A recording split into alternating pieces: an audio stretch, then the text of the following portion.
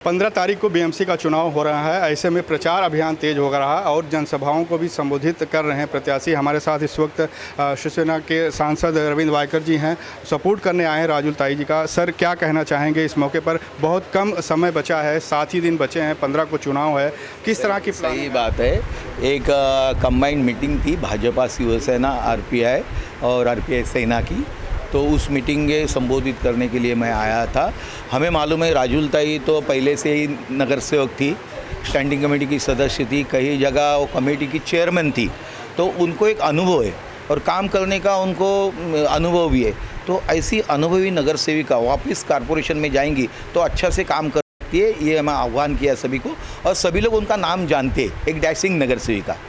तो 5वीं बार पाँचवीं बार जा रहे तो 5 बार चुन के कभी आते हैं लोग। पहली बार जो आता है तो पक्ष उनको टिकट देते हैं तो आते हैं, दूसरी बार आता है वो खुद क्या काम करता है देख के आते हैं। और ऐसे काम करते गए, इसके लिए 5वीं बार चुनाव में खड़ी है और ज़्यादा से वोटों से वो चुन के आएंगे। 2 लाइन में जानना चाहेंगे, जिस तरह से आपने समझाया कि बीएमसी की भूमिका क्या है, कॉरपोरेटर की भूमिका क्या है, किस तरह से काम करना चाहिए, जो आपने प्रेरणा दी है वो काफ़ी फायदेमंद है।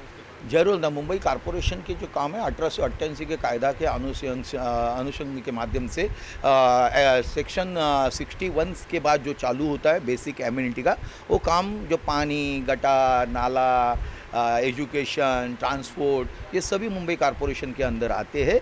तो उसका उनको अनुभव है, तो अनुभवी नगर सेविका जाएंगी तो अनुभवी काम कर सकते हैं। किस तरह की अपील करेंगे मतदाताओं से जब वो मतदान करने आएंगे 15 दिन? जरूर है, ये शिवसेना, भाजपा, आरपीआई और आरपीआई सेना की युति है। और आपको मालूम है हमारे देश के पंतप्रधान जी है नरेंद्र मोदी जी, वो अच्छी तरह से काम करे, देश को आगे लेके जा रहे हैं। हम 11 ट्रिलियन से 5 ट्रिलियन पे, 5 ट्रिलियन से हम तीसरे ट्रिलियन पे हमारी अर्थव्यवस्था लेके जा रहे हैं। ये कभी हुआ? अभी हुआ ना। तो उनका विजन है, हमारे मुख्यमंत्री जी का विजन है, हमारे उप मुख्यमंत्री जी का विजन है, हमारे नगर सेवक का विजन है। तो एक सशक्त मुंबई को बनाने के लिए इनकी ज़रूरत है और उनको ज़्यादा से ज़्यादा वोटों से जिताए, ये मैं अपील करूंगा, आप लोग से प्रार्थना करूंगा। सर, एक आखिरी सवाल, जिस तरह से आज काफ़ी राजनीतिक वो देखने को मिला, कहीं कांग्रेस के साथ गठबंधन, कहीं एमआईएम के साथ गठबंधन, हालांकि बाद में ये कहा गया कि वो तुरंत यूटी टूट भी गई, लेकिन इस तरह के जो चीज़ें आती हैं उसको लेकर एक ध्यान में रखिए, जहाँ की वोटरों की संख्या यानी इलेक्ट होकर आए हुए की संख्या, उसके अंदर मेयर तो कई जगह अलग से चुन के आया, कई जगह नहीं आया। तो उनके लिए चुन के आने के लिए मेयर के लिए या कुछ भी संख्या बल लगता है, तो वहाँ के बेसिक जो ये होते तो उनको सिलेक्ट किया जाता है, उसके वो गठबंधन बनता है। तो वहाँ होना वो तो हो सकता है, इसके लिए बन सकता है। सही में देखेंगे तो ऐसा कुछ भी कोई मुद्दा नहीं आ रहा है। खाली एक ही है बात कि आज 3 साल से हम लोग नगर सेवक न रहने के कारण यहाँ पे सब चीज़ें साफ सफाई, कचरा, सब चीज़ें रहिए तो प्रशासन के ऊपर रहिए, और प्रशासन ने ध्यान न देने के कारण वहाँ पे इतना जो गंदगी है, यानी कहीं कहीं गटर साफ नहीं है, गटर टूटी है, कहीं पे कचरा कूड़ा है, तो ये सब चीज़ें जो है यही बात आती है। और महानगर पालिका में गटर, नाली, कचरा, रास्ता, पानी, यही लोगों की जो लाइट, यही सुविधा लोगों को मिल जाए तो लोग खुश रहते हैं, और यही सुविधा देने की बात की है उन्होंने। रीडेवलपमेंट को लेकर जो प्लान थोड़ा सा पीछे हैं, उसको लेकर क्या प्लानिंग रहेगी? एसआरए सही में देखेंगे तो एसआरए या रीडेवलपमेंट, ये हमारे माननीय एकनाथ शिंदे साहब जो हमारे उप मुख्यमंत्री भी है और मुख्य नेता भी है, तो उनके द्वारा वो खुद माड़ा के एसआरए के खुद उनके मंत्री है, तो उनके द्वारा हमें कहा गया है कि जहाँ जहाँ एसआरए रुकी है वो एसआरए का काम आप चालू करवाने के लिए प्रयत्न कर रहे हैं। साथ ही साथ क्लस्टर डेवलपमेंट के साथ पीछे पड़े हैं वो, कि क्लस्टर डेवलपमेंट करेंगे तो सामान्य लोगों को यानी एफएसआई ज़्यादा मिलेगी और सामान्य लोगों को उनकी सुविधाएं ज़्यादा मिल सकती है, तो यही बात हो सकती है उसकी। सबसे पहले आपके चैनल के माध्यम से मैं सभी का धन्यवाद कहना चाहूँगा।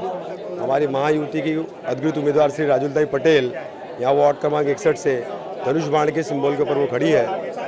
राजुल ताई पटेल का कार्य बहुत पुराना है, हर व्यक्ति, हर बच्चा उनको जानता है, उनकी कार्यशीलता बहुत बड़ी है, अनुभवी है, लोगों के बीच में रहकर उन्होंने कार्य किया है। मुझे नहीं लगता कि इनसे अच्छा कोई और कैंडिडेट हो सकता है, क्योंकि जो एक गली गली को जानने वाली एक महिला, घर घर को जानने वाली, गली और घर जानना तो एक अलग बात है। राजुल ताई पटेल एक ऐसा नाम है जो किसी व्यक्ति के गली में चले जाए तो उस व्यक्ति को नाम और सरनेम से जानने वाली महिला है। तो राजुलताई पटेल का कार्यशीलता और कार्यशाला इतनी अच्छी रही है कि लोगों में उसका प्रभाव बहुत अच्छा है। तो मैं आपके चैनल के माध्यम से जनता से ये अपील करना चाहूँगा कि आने वाले 15 तारीख को धनुष बाण के सिंबल पर बटन दबाकर राजुलताई पटेल को बहुमत से विजयी बनाए और उनको एक बार फिर 5वीं बार महानगर पालिका में भेजें ताकि वो लोगों का कार्य निरंतर इसी प्रकार करते रहें।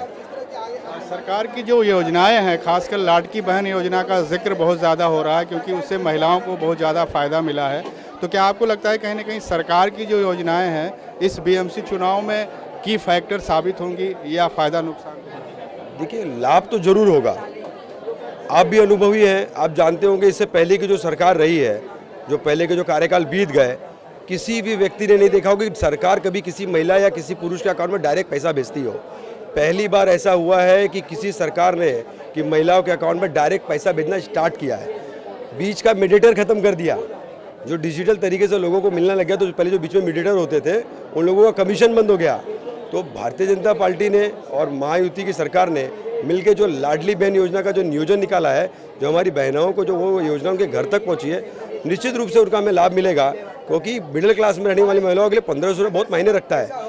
घर के किचन तक पहुंचने का काम हमारी सरकार ने किया है। किचन तक जाके उनकी महिलाओं के बारे में सोचा है। तो मुझे पता है कि मेरी लाडली बहना हमें इस योजना का लाभ और इसका फ़ायदा हमें ज़रूर मिलेगा। जिस तरह से जनता का प्रतिसाद मिल रहा है उसे देखकर यही लगता है, खासकर वर्सोवा ये जो विधानसभा के जितने भी वार्ड हैं उसमें महायुति ने बढ़त बना ली है। खासकर अगर 63 वार्ड की बात करें तो रुपेश जी की जो डोर टू डोर कैंपेन है या और जो सभाएं हो रही हैं उससे भी अच्छा प्रतिसाद मिल रहा है। तो वहाँ भी एक बढ़त बना के देखिए, कैंपिंग वगैरह तो एक बात की बातें करते हैं, लेकिन हम लोगों की कैंपिंग में प्रोत्साहन इसलिए मिलता है क्योंकि हम लोगों ने पहले से कार्य किया है। हमने इलेक्शन के दायरे में बाहर आके कार्य करने का काम नहीं किया है।